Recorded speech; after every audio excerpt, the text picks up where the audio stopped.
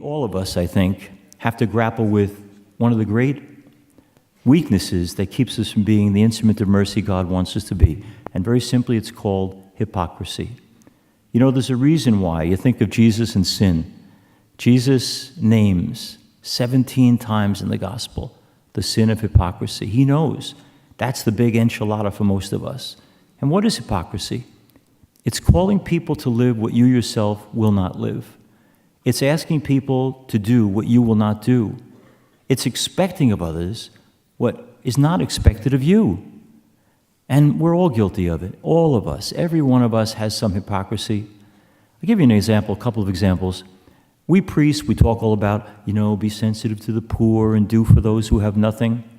I will never, as a priest, be homeless. I will never have to wonder where my next meal is coming from. I will never have to worry about my health insurance. The church takes care of all that. So those issues, when other people don't have those, are instruments for my concern. I've got to be, if I'm a person of mercy, saying, hey, Jim, you've got it good, but so many others don't. It would be hypocritical for me to say to people, go take care of others unless I'm willing to do it myself. Another example, a painful example. For 30 years, I was involved. I love the teachings of John Paul when it comes to human sexuality. But for all the years that I talked about birth control and premarital sex and extramarital sex and the dangers of pornography and all those sexual sins we talked about for so long, all the time I was calling people to live a more holy life, to see sexuality as a gift from God, which it is. My church was participating in horrible scandal. My church was allowing children to be destroyed emotionally and physically by abusive priests. Now, there's two categories of sin here.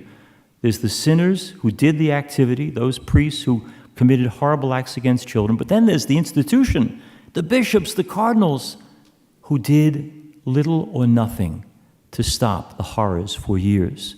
How in the world can we be expected as a church for anyone to take us seriously about sexual ethics in light of what we allowed to happen? Last week, I spoke to 60 people, 30 couples, all engaged, who were at pre-Cana. And as I started to share with them the teachings of the church on sexual ethics, I could see in their faces the judgment. Hey, why should I listen to you guys? You weren't there to protect the special innocence of children. And you know what? They'd be right.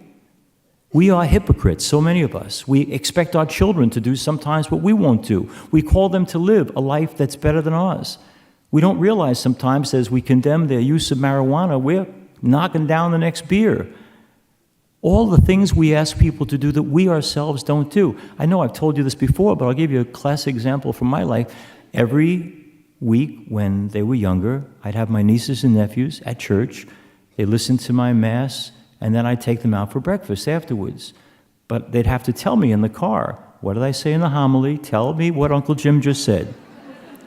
And one Sunday I gave, I thought, a great homily about custody of the tongue. Don't curse, don't lie, don't swear, don't get angry, don't be mean. Anyway, I get in the car, I'm driving them, and somebody cut me off. And things came out of my mouth that shouldn't. And Anthony, 10 years old, not 10 anymore, but 10 back then, he taps me on the shoulder as I'm raging against this other driver. Uncle Jim, what? Uncle Jim, what? Anthony, what? What, Anthony? Uncle Jim, can I ask you a question? What, Anthony? Do you even listen to your homily, Uncle Jim?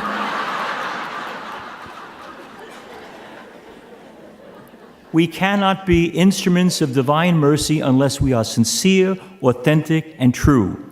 Every time I'm a hypocrite, every time I fail to do what I call others to do, I am undermining my ability to be a person who is real and genuine, and therefore a person of mercy, a person of goodness, a person who is an instrument of forgiveness to others. I get my authority from my ability to truly see. Another example that comes to mind, I was just on a show on PBS, and he said to me, when it comes to immigration, do you stand with Pope Francis or with President Trump? I said, it's not one or the other, thank you. Don't set me up like that. But I'll tell you this, what Pope Francis says about immigrants, documented or not, he's basing his life on the teachings of Jesus. The Jesus who says he who welcomes the stranger welcomes me. He who welcomes the stranger welcomes me. I don't see how anybody who follows Christ isn't going to be sensitive to the struggles of a person who wants to have something better for their children. In your mind's eye, I know we all join in saying somebody's got to do something about the borders. I get that. But think about this. You love your children so much. Yeah, I know you do.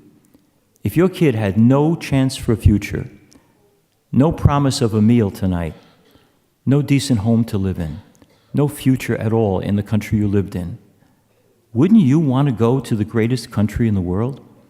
See, I get it that we have to fight to make things legal and get people the right path to citizenship and all that stuff.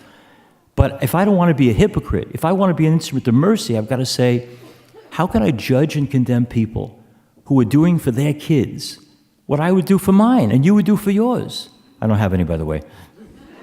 I don't want anyone leaving here saying, that Monsignor Jim talked about his kids today, My bishop would not like that, please, You know what I'm saying, though?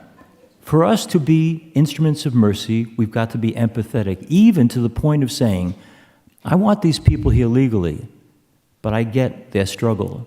And you know what? I might very well creep through the Mexican border into Texas if I had no hope for my kids, no future for them.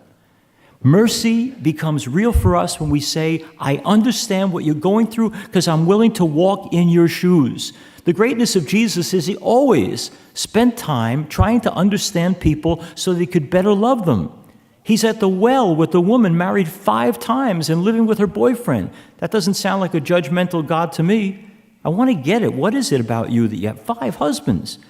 Well, he talks to a Samaritan woman. First of all, if you're a Jew, you don't talk to women and you don't talk to Samaritans. Why did he do that? Because he wants to understand. To be an instrument of mercy, I've got to look at my kids and my grandchildren, my wife, my husband, and say, I'm going to try to walk in your shoes. I'm going to try to understand who you are and what you're about and why you struggle. And that gives us the ability to see the fuller picture. And that's probably, I think, at the heart of being a truly merciful person.